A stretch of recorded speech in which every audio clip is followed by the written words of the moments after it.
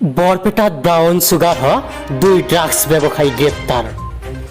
বৰপেটা চহৰৰ সমীপৰ কেওটকুচিত বৰপেটা আৰক্ষীৰ তালাচীৰ সময়ত ব্ৰাউন চুগাৰ হ গ্ৰেপ্তাৰ কৰা হয় দুই ড্ৰাগছ ব্যৱসায়ীক।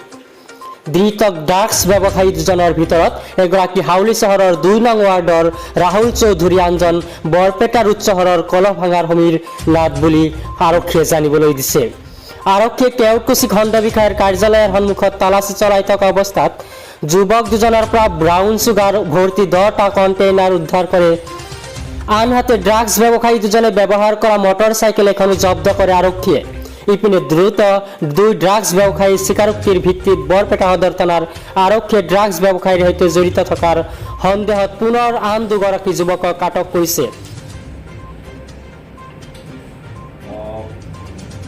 ড্ৰাগছৰ বিৰুদ্ধে অভিযানৰ অংশ হিচাপে আজি আমি এটা বিশেষ খবৰৰ ভিত্তিত কেওটকুচি পথত নাকা চেকিং কৰিছিলোঁ। উক্ত নাকা চেকিঙৰ সময়ত আমি দুজন ব্যক্তিক কৰায়ত্ব কৰি আমাৰ প্ৰক্ৰিয়াৰ মাজেৰে তেওঁলোকক তালাচী চলোৱাত তেওঁলোকৰ পৰা 10টা কণ্টেইনাৰ জব্দ কৰা হয় আৰু সেইটোৰ মূল ওজন প্ৰায় 9.9 গ্ৰাম তেওঁলোকৰ পজিশ্যনৰ পৰা আমি জব্দ কৰিবলৈ সক্ষম হৈছোঁ।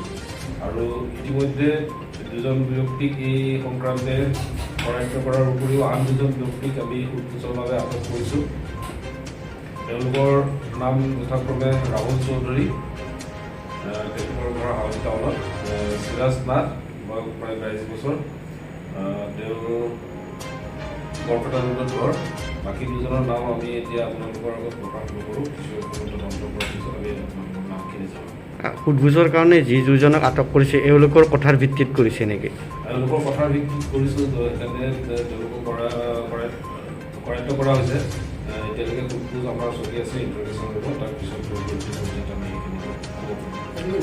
অব্যাহত থাকিব নিশ্চয় এনেদৰে ড্ৰাগছৰ যিটো নিশ্চয় ড্ৰাগছৰ সংক্ৰান্তে কৰায়ত্ব কৰা হৈছে যেতিয়া নিশ্চয় কিবা লিংক আছে, সেইখিনি আমাৰ তদন্তকাৰী বিষয়াই চাই আছে। পৰৱৰ্তী পৰ্যায়ত আপোনালোকৰ জনাব আৰু অধিক ওলোৱা চান্স আছে।